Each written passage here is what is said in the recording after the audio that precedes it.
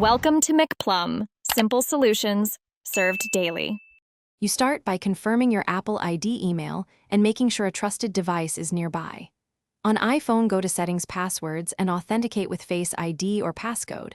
On Mac, open Safari Preferences or Keychain Access and search for Appleid. Once done, look for an entry labeled Apple ID or iCloud and reveal the password. If it's present, copy it and test sign in.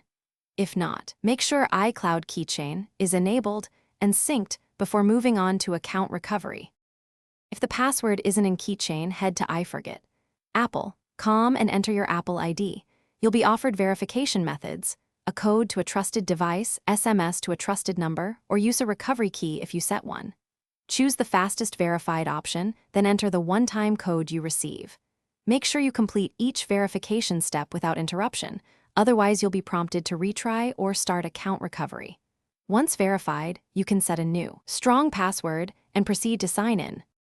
After resetting, update your password on every device and app that uses your Apple ID so services resume. Sign out and back in on iCloud, the App Store, and Mail.